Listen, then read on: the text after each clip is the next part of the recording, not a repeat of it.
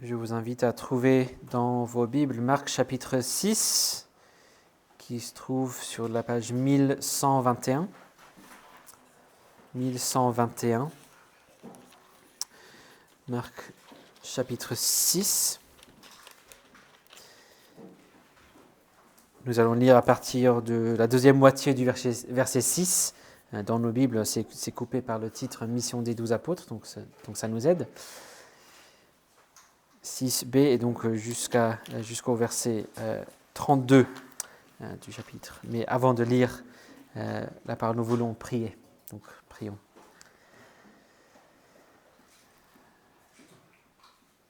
Notre Père, nous te prions que tu fasses une œuvre de transformation en nous par cette parole que tu veux nous adresser ce matin.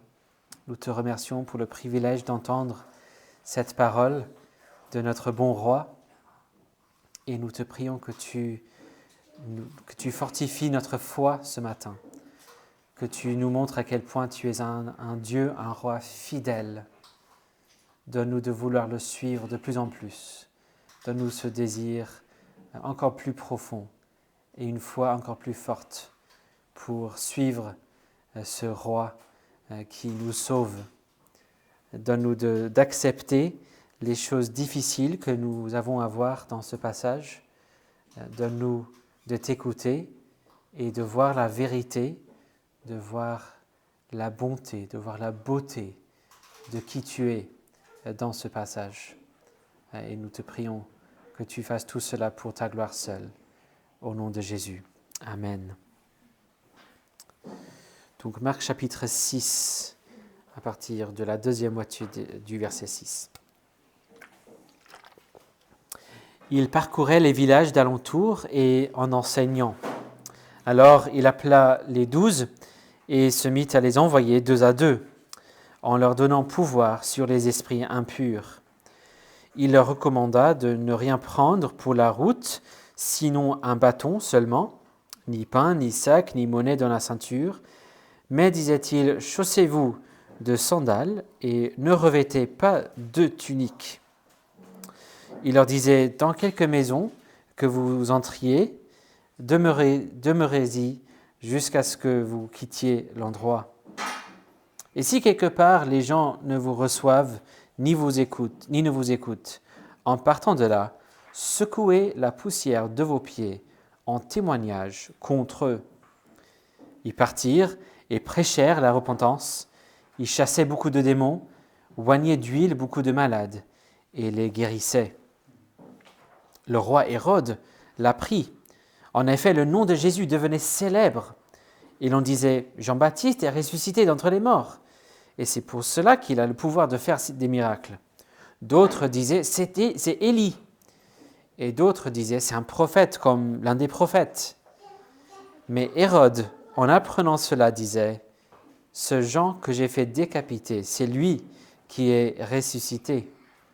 Car Hérode lui-même avait fait saisir Jean et l'avait enchaîné en prison à cause d'Hérodiade, femme de Philippe, son frère, qu'il avait épousée.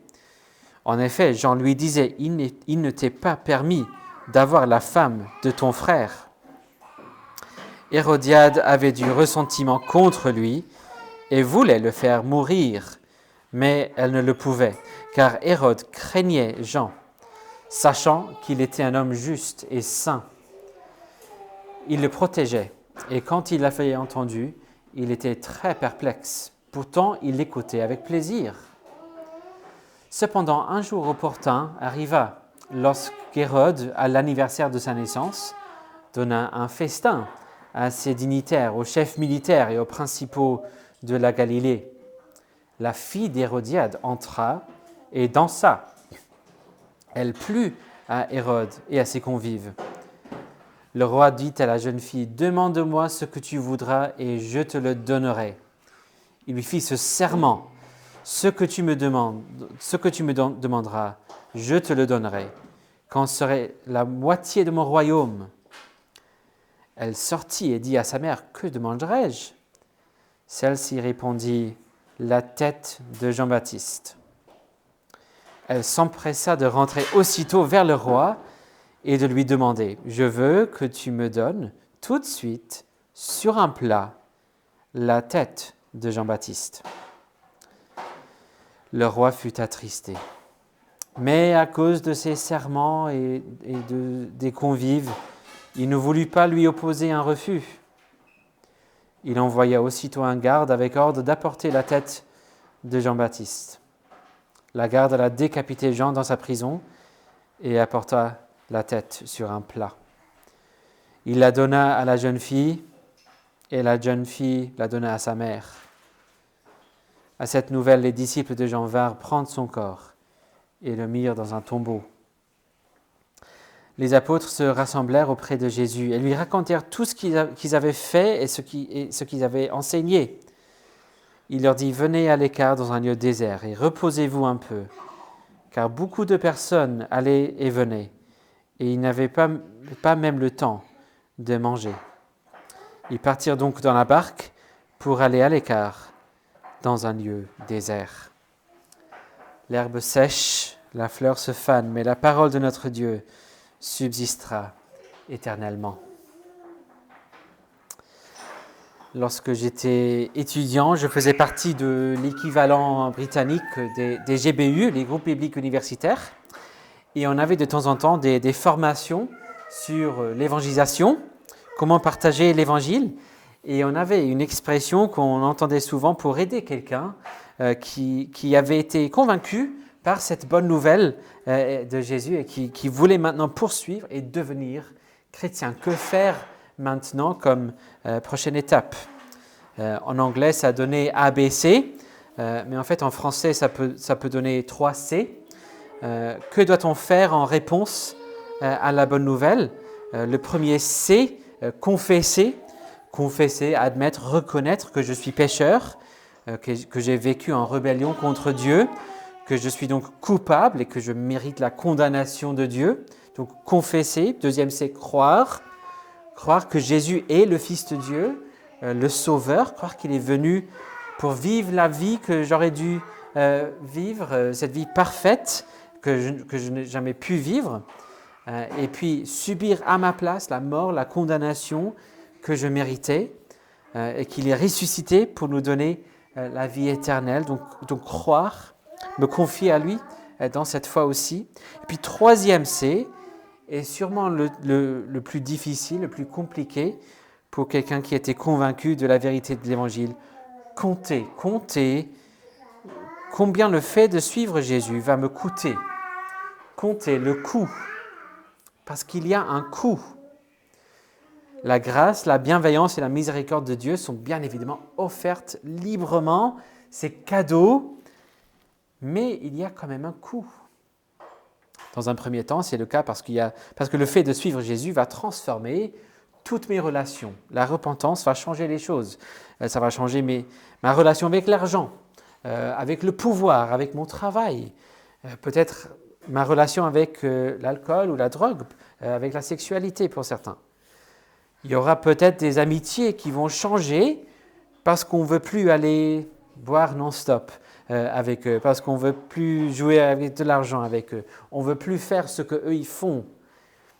Là où il y a une relation ou une activité sexuelle en dehors du cadre du mariage tel que la Bible le définit, ce qui serait probablement le cas pour une majorité de ceux qui se convertissent en tant qu'adultes en Europe, là il faudrait une reconfiguration de ces relations-là. Et pour ceux qui n'aiment pas trop se faire remarquer, il y a le fait que nos proches et nos collègues vont forcément remarquer une différence.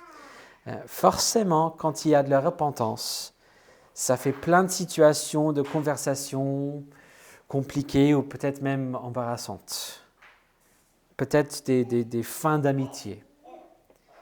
Mais il y a un coût bien plus important à compter pour ceux qui choisissent de suivre Jésus. Et c'est le fait que si on est chrétien, on sera forcément détesté.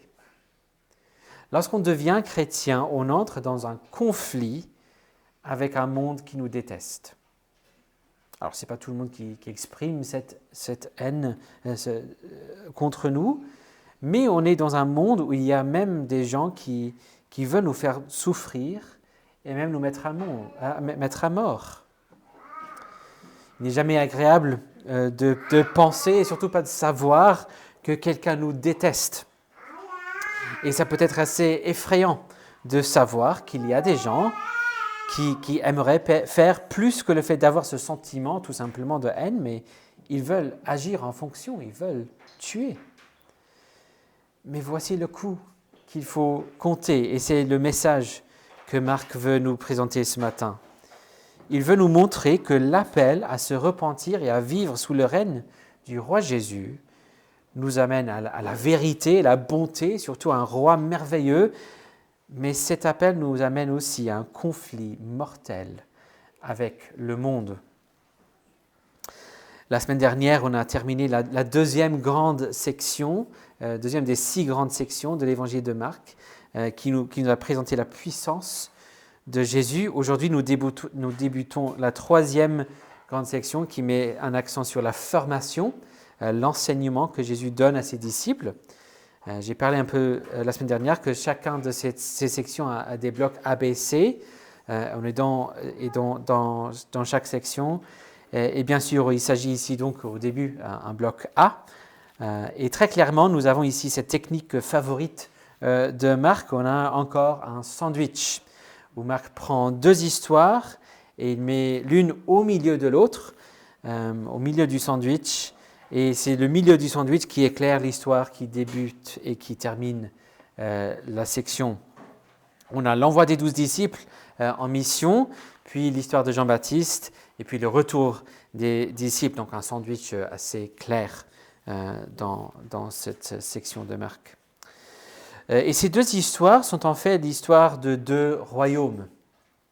2 royaumes en conflit.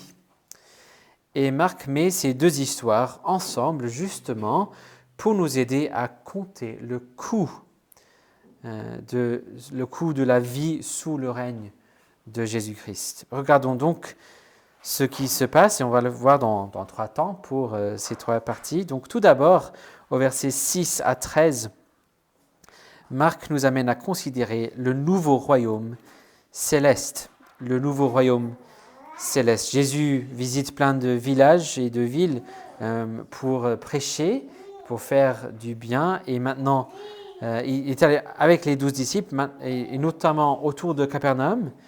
Et on sait depuis le début du livre, au verset 15 du premier chapitre, que le message qu'il prêchait, c'était simplement « Le temps est accompli et le royaume de Dieu est proche. Repentez-vous et croyez à la bonne nouvelle. » Et maintenant, il envoie ses disciples en mission pour prêcher ce même message dans les villages. Et il leur confère l'autorité sur les esprits impurs. C'est le mot traduit au verset 7. On a pouvoir, c'est littéralement autorité. Et donc par ses disciples, la bonté de ce royaume, la bonté de Jésus va pénétrer la région de plus en plus, va pénétrer de plus en plus de villages en libérant les gens des esprits impurs et en leur apportant la bonne nouvelle. Et c'est aussi la vérité de Jésus qui va pénétrer, parce qu'on voit au verset 12 que c'est bien évidemment pas simplement une mission d'exorciste, mais c'est principalement pour prêcher, pour guérir, et les guérisons étaient là pour accompagner la prédication, pour confirmer la vérité de ce nouveau message et la bonté de ce qu'il prêchait. Mais Marc consacre pas mal de lignes aux instructions que Jésus donne. Et on pourrait se dire qu'elles sont assez étranges comme instructions, et pourquoi les noter en tant de détail ? Peut-être on se dirait, mais pourquoi les prédicateurs ne font pas exactement comme ça maintenant ? Il y a quelques éléments qui nous aident à comprendre pourquoi ces instructions pour ce temps-là précisément. Rappelons-nous que nous sommes encore dans cette phase préparatoire où le ministère de Jésus est en train de s'établir et surtout son royaume, son règne est en train d'arriver, en train de s'installer. Comme on a déjà vu et comme on va voir plus tard, même ces 12 disciples ne comprennent pas vraiment ce qui est en train de se passer. Il est question ici de quelque chose qui s'annonce tout doucement. Donc les disciples annoncent ce qu'ils savent, mais pas tous les détails. Et ces instructions données aux disciples vont communiquer un message. aux écouteurs, aux auditeurs. On a en gros 2 lots d'instructions, ce qu'il faut prendre et ce qu'il faut faire. De manière générale, on peut voir que ces instructions appellent les disciples à vivre par la foi, clairement.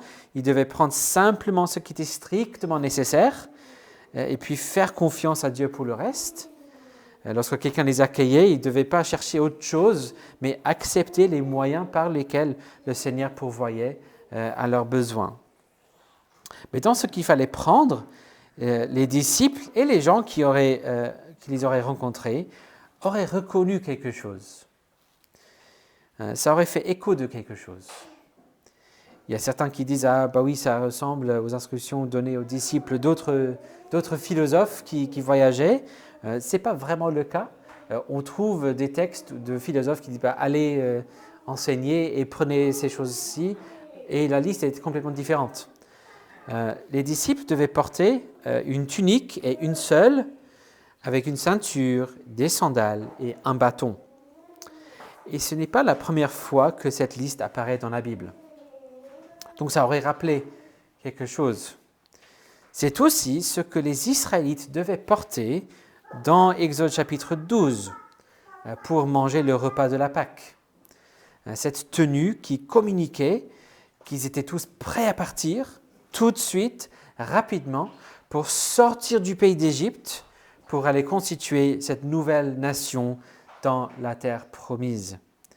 Donc au début de la première grande section, Jésus annonce le royaume des cieux est proche, on a vu ça au chapitre 1. Au début de la deuxième section, au chapitre 3, il a appelé les 12 disciples, un acte qui a communiqué très clairement qu'il constituait une sorte de nouvel Israël. Et là où il y avait les 12 fils d'Israël, les 12 tribus, maintenant il y a les 12 disciples.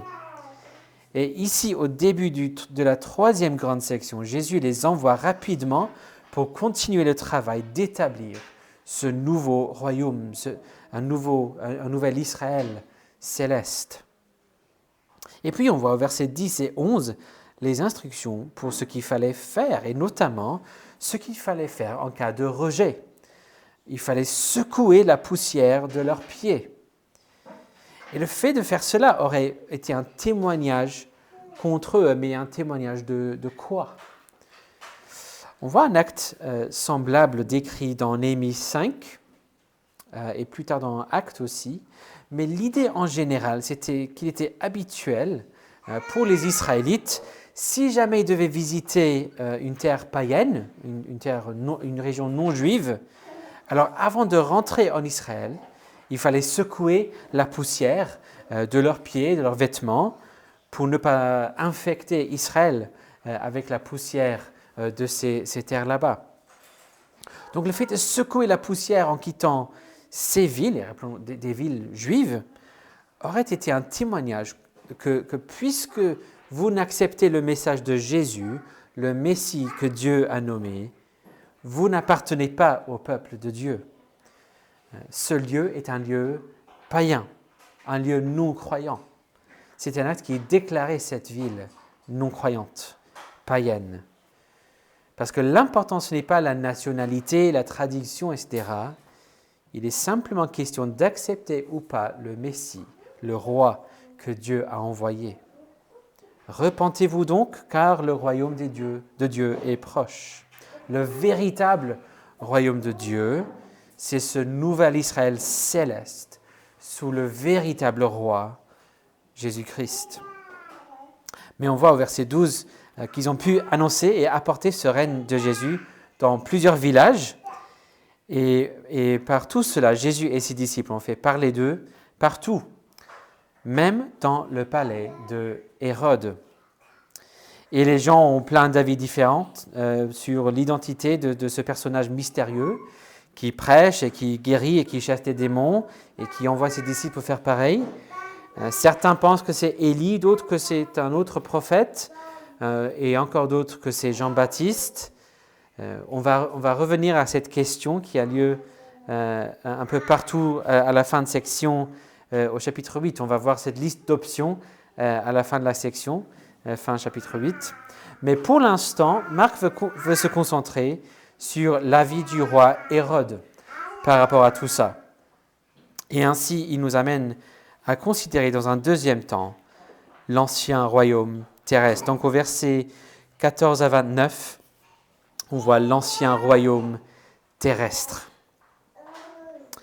Alors Hérode, il s'agit ici d'Hérode Antipas, c'est-à-dire le fils d'Hérode le Grand, qui était le roi lors de la naissance de Jésus. Donc l'Hérode peut-être plus connu. Mais là, c'est un autre Hérode, c'est son fils. Il est convaincu que cette personne, c'est Jean-Baptiste ressuscité. Alors, on a su que Jean avait été arrêté. Marc nous l'a dit au verset 14 du premier chapitre. C'était juste avant le début du ministère de Jésus, mais on n'a pas connu la suite. Et c'est ici que Marc choisit d'expliquer ce qui s'est passé. Il se peut qu'il y ait en fait une certaine chronologie ici. Dans Matthieu, lorsque Jésus invite les disciples à se retirer, comme on voit à la fin de notre texte ce matin, Matthieu dit, c'est après qu'il ait reçu les nouvelles concernant Jean-Baptiste. Donc c'est peut-être chronologique, mais en tout cas, Marc voit une utilité dans l'idée de placer la suite et la fin de l'histoire de Jean-Baptiste au milieu de ce passage. Et si on veut parler de l'idée d'une terre qui ne reçoit Jésus, et le fait que une telle terre soit en réalité païenne, on a ici un exemple extrêmement clair. Marc nous plonge ici dans une réalité sombre et sordide de ce royaume terrestre, même, et cela en Israël, on voit ce royaume vraiment affreux. Hérode, qui était une sorte de roi, mais sous l'autorité de Rome, a choisi de vivre une vie sadique et dépravée. Il a volé l'épouse de son frère, et donc il s'est marié avec Hérodiade. Si j'ai bien lu, l'histoire de la famille est compliquée, mais je pense que Hérodiade était aussi sa nièce, mais je ne suis pas sûr. C'était très compliqué comme histoire. Et pour le faire, pour prendre Hérodiade, il a dû aussi divorcer sa première épouse, ce qui lui a donné de gros soucis politiques après coup, parce que sa première épouse était princesse d'un territoire voisin. C'était un mariage politique. Et en fait, quelques années plus tard, Hérode et Hérodiade seront punis par l'empereur Caligula, par un exil dans un pays très très lointain appelé Gaule. Mais avant que l'empereur ait eu son mot à dire, c'est le Seigneur qui a son mot à dire par son serviteur fidèle, Jean. Et tout comme Élie, le prophète que Jean reflétait par son ministère, avait affaire à une reine extrêmement méchante dans la personne de Jézabel, c'est aussi le cas pour Jean. Ici, Hérodiade n'apprécie pas le fait d'avoir un prophète qui le rappelle à la repentance et à l'obéissance. Hérode, par contre, a une certaine admiration pour Jean, pas vraiment de l'intérêt pour ce qu'il dit, il ne croit pas, mais il est quand même fasciné par lui et il est conscient de sa sainteté et de que c'est un homme juste. Et donc, il craint Jean à cause de ça. Ce qui n'est pas le cas pour Hérodiade. Elle veut le tuer, mais elle est rusée, elle va prendre son temps, elle va attendre le moment propice, elle attend le jour de l'anniversaire d'Hérode. Et avec sa fille, donc la belle-fille d'Hérode, elle saisit l'opportunité. Marc ne donne pas le nom de cette fille, mais l'historien juif Flavius Joseph nous dit que cette fille s'appelait Salomé. Le récit qu'on a ici, c'est vraiment sombre, ça soulève le cœur, plus on regarde les détails. La fille d'Hérodiade vient devant tous les invités à ce grand festin, et on voit ici une scène en Israël qui rappelle le genre de festin qu'on voit dans l'Ancien Testament, mais à Babylone, ou surtout à Suse. Ça rappelle vraiment le festin d'Assuérus au début du livre d'Esther. Et ici, ce n'est pas le roi qui doit chercher à efforcer une femme à venir danser. Cette fille vient pour faire sa danse, toute seule. Et Marc reste discret quant aux détails de cette danse, mais je ne pense pas qu'on est censé imaginer une sorte de petite danse traditionnelle, sympa, mignonne, qu'elle avait apprise à l'école. Comme le dit le commentateur Edwards, nous ne pouvons qu'imaginer le genre de danse qui a poussé Antipas à promettre à Salomé jusqu'à la moitié de mon royaume. Fin de citation. Cela dit, je pense qu'il vaut mieux ne pas imaginer trop longtemps, ni en trop de détails, ce ne serait pas édifiant. Comme j'ai dit, c'est une histoire qui soulève le cœur, c'est vraiment malsain ce qui se passe ici. Pour rendre l'histoire encore plus écœurant, quand on lit dans la langue originale et on arrive au verset 22, le roi dit à la jeune fille, peut-être même en français on entend l'écho, mais dans la langue originale on dit « Tiens, j'ai croisé ce mot récemment ». Et effectivement, c'est le même mot que Marc utilise pour traduire les paroles de Jésus envers la fille de Jairus. « Jeune fille, lève-toi ». Ici aussi, c'est une jeune fille. Cette jeune fille-là, elle avait 12 ans. Cette fille n'a pas forcément 12 ans, mais c'est une jeune fille qui est envoyée, qui vient faire cette danse. Donc cette danse malsaine donnée par cette jeune fille qui était la nièce et puis maintenant la belle-fille d'Hérode le pousse à faire cette promesse grandiose. Et puis, ayant consulté sa mère, elle revient. Et le verset 25 est rempli de suspense, et c'est très bien traduit dans la colombe, au niveau de l'ordre des mots. Je veux, oui, que tu me donnes, oui, sur un plat, quoi? La tête de Jean-Baptiste. Et il se rend compte qu'il s'est fait avoir. Il est attristé. Mais en même temps embarrassé. Il a promis, il a fait pas juste un vœu, il a fait plusieurs vœux, plusieurs serments de faire ce qu'elle voulait. Et cela devant tous les nobles, tous ses amis, toutes ces personnes importantes. Comme notre grand catéchisme nous enseigne, le 3e commandement sur l'honneur du nom de Dieu nous engage, oui, à tenir nos vœux s'ils sont légitimes. Il nous engage aussi à ne pas tenir un vœu illégitime. Faire une promesse insensée, c'est une chose. Accomplir une promesse insensée, c'est bien plus grave. Mais c'est un lâche. Alors il donne l'ordre, verset 27. Et ces gens qui payent le prix pour sa fidélité, son courage, dans un monde sombre, malsain, il subit le résultat ultime de ce conflit entre le royaume céleste et le royaume terrestre. Le père de l'Église, Chrysostome, dit, je cite, « Ce qui s'est produit n'était pas une mort, mais une couronne. Non pas la fin, mais le début d'une vie plus grande. Apprenez à penser et à vivre comme un chrétien, et non seulement vous resterez indemne de ces événements, mais vous en tirerez le plus grand profit. » Fin de citation. Et Chrysostome a tout à fait raison, mais ça n'empêche pas que tout cela soit tragique, méchant, c'est horrible. On a noté lorsqu'on a lu que Jean avait été arrêté, ou littéralement dans ce que dit Marc, livré, tout comme Jésus sera livré. Là, Jean prépare le chemin pour Jésus, c'est un précurseur qui montre ce qui attend Jésus plus tard. Et nous voyons ici encore l'ombre de la croix qui paraît à chaque étape du livre. C'est le genre de choses que Jésus va devoir subir sous des autorités politiques incompétentes, méchants. Mais en mettant cette histoire au milieu de l'histoire des disciples et de l'avancement du royaume, il nous indique ce à quoi tous les chrétiens doivent s'attendre.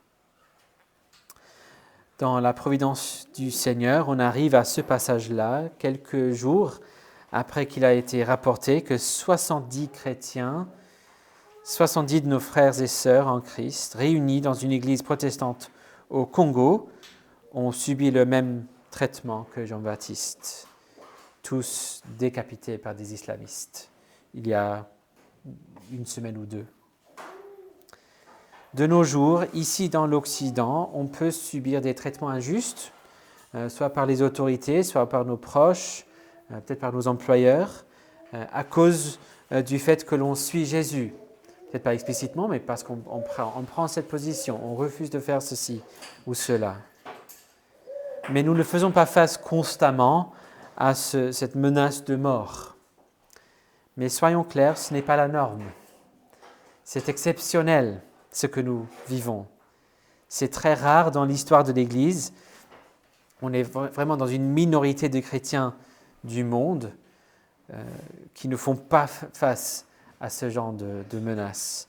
Vivre avec ce danger, danger de la mort pour Jésus, c'est plutôt la norme pour la plupart de nos frères et sœurs en Christ. Et au verset 29, on lit que les disciples de Jean restent fidèles à leur maître et prennent le risque d'aller prendre son corps pour l'enterrer. Ils comprennent le coût du fait d'être associés à Jean-Baptiste, mais ils veulent l'honorer tout de même. Ils sont prêts à prendre ce pas. Et puis, au verset 30 à 32, Marc conclut la première histoire et nous rappelons que le nouveau royaume est un royaume vraiment céleste. Donc, troisièmement, un royaume vraiment céleste. Les disciples reviennent à Jésus en pleine forme, tout excités après cette expérience. Ils ont vécu la joie d'appartenir à ce nouveau royaume céleste et de participer à son avancement.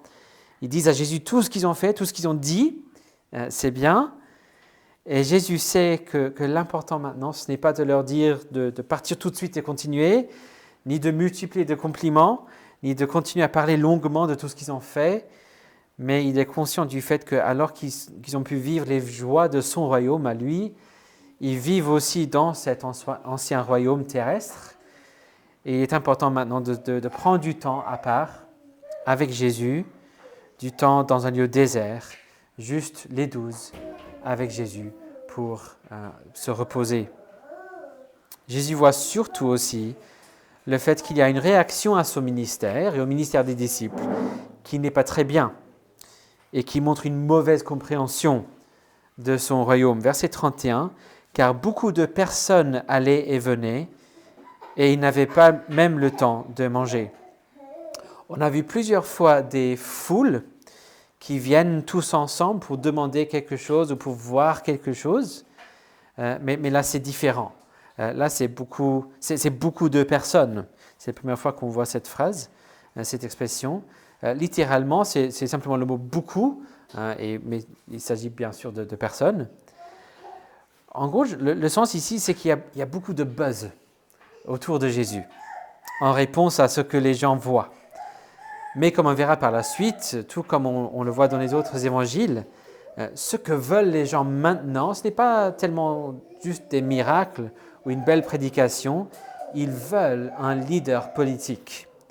Ils veulent un nouveau roi, mais un roi terrestre, qui pourrait les libérer. Il y a un mouvement politique qui commence à se former, et il y a des gens qui vont et qui viennent et qui demandent constamment de parler avec Jésus, de parler avec des disciples pour chercher à organiser ce mouvement politique. Et Jésus décide d'aller ailleurs, uniquement avec les 12, justement pour se retirer de tout cela. On verra la semaine prochaine que ce n'est pas réussi, ce désir d'aller se séparer des gens. Mais on voit l'intention de Jésus ici, de ne pas donner la place à l'idée qu'il soit un roi seulement terrestre. Il veut se concentrer sur sa vraie mission céleste. Donc, que devrions-nous apprendre dans tout cela ? C'est ce que j'ai dit tout à l'heure. L'appel à se repentir et à vivre sous le règne du roi Jésus nous amène à la vérité et à la bonté, et surtout à un roi céleste merveilleux. Mais cet appel nous amène aussi à un conflit mortel avec le monde. C'est le coup que l'on doit compter. Mais soyez rassurés, je peux vous le promettre, vous le garantir, ça vaut le coup. Une fois que vous avez compté le coût, je peux le dire, ça vaut le coup. Il y a une phrase pour laquelle le missionnaire et martyr Jim Elliot est très connu. C'est un Américain qui était missionnaire en Équateur au XXe siècle. Il a été tué par le peuple Huaorani en arrivant chez eux, après qu'ils avaient laissé comprendre qu'ils allaient l'accueillir. En fait, il me semble que c'est plutôt le père du commentateur célèbre du XVIIe siècle, Matthew Henry, qui l'a dit en premier. On le voit dans la biographie qu'a écrit Matthew Henry de son père. Mais c'est surtout Jim Elliot qui est très connu pour l'avoir dit. Je le cite ou je les cite. Il n'est pas fou celui qui renonce à ce qu'il ne peut pas garder pour obtenir ce qu'il ne peut pas perdre. Il n'est pas fou celui qui renonce à ce qu'il ne peut pas garder pour obtenir ce qu'il ne peut pas perdre. Je ne veux pas garder ma vie à jamais, mais si j'ai la vie éternelle avec Jésus, je ne pourrai jamais la perdre. Et donc il n'est pas fou celui qui renonce à ce qu'il ne peut pas garder, sa vie terrestre, pour obtenir ce qu'il ne peut pas perdre, la vie céleste avec Jésus. Ce que l'on doit faire donc, c'est bien évidemment compter le coût, oui, et puis se repentir, croire cette bonne nouvelle, suivre Jésus, coûte que coûte. Renonçons à ce monde malsain, détournons-nous de ce monde, de ces idoles, pour servir le Dieu vivant et vrai. Écoutons la belle vérité qu'il déclare, recevons la bonté de son règne, rejetons le mal et le péché, même si le fait de suivre Jésus nous coûte la vie. Faisons confiance à ce roi céleste, que tout ce qu'il fait et tout ce qu'il ordonne est juste et bon, comme le dit le chant que nous allons chanter dans un instant. C'est un chant écrit par Samuel Rodigast. C'était un professeur de lycée en Allemagne au XVIIe siècle. Ce chant a inspiré plusieurs cantates de Bach. Apparemment, c'était également chanté aux funérailles du roi de Prusse, Frédéric Guillaume III. Et c'est un chant qui nous aide bien à exprimer cette belle foi à laquelle le Seigneur nous appelle. Ce que fait Dieu est juste et bon. Par sa droite ordonnance, c'est lui qui mène toute action. Je lui fais confiance. Il est mon Dieu qui en tout lieu me garde et me protège. De quoi m'inquiéterais-je ? Ce que fait Dieu est juste et bon, jamais il ne me trompe. Il me conduit sur le trajet, je marche sans encombre, avec douceur, avec ardeur. Il mène à bien ma cause. Sa main tient toutes choses. Ce que fait Dieu est juste et bon. De moi, il se rappelle. Mon médecin qui me connaît, aucun poison ne mêle à ma boisson. Son intention est d'aider et d'instruire. Sur lui, je peux construire. Ce que fait Dieu est juste et bon. Il est vie et lumière. Il ne fait rien de mal, de laid, qui me serait contraire. Dans le bonheur, dans la douleur, il se fait voir et montre qu'il vient à ma rencontre. Ce que fait Dieu est juste et bon. S'il faut boire au calice qui semble à mon cœur insensé amer, les peurs pâlissent, tout à la fin tourne à mon bien. Sa grande prévenance efface ma souffrance. Ce que fait Dieu est juste et bon. Je le crois et j'y reste. Sur mon chemin, la mort paraît. L'ombre est froide et funeste. Dieu me tiendra au creux des bras comme un sauveur, un père. Je le laisserai faire. Oui, comptons le coup et puis venons nous confier avec repentance à ce merveilleux roi céleste qui est toujours juste et bon. Prions. Oui, Seigneur Jésus, nous te faisons confiance. Notre Père, nous te faisons confiance. Merci pour ce roi céleste que nous avons, un roi vrai, un roi bon, qui nous sauve de ce monde malsain, ce monde sombre dans lequel nous avons participé, avec nos propres péchés, notre propre mal. Seigneur, sauve-nous, donne-nous de compter le coup, mais de voir que ça vaut le coup de te suivre, même s'il faut porter une croix pour te suivre chaque jour, Seigneur Jésus. Donne-nous la foi en toi pour voir la vérité et de te suivre. Au nom de Jésus. Amen.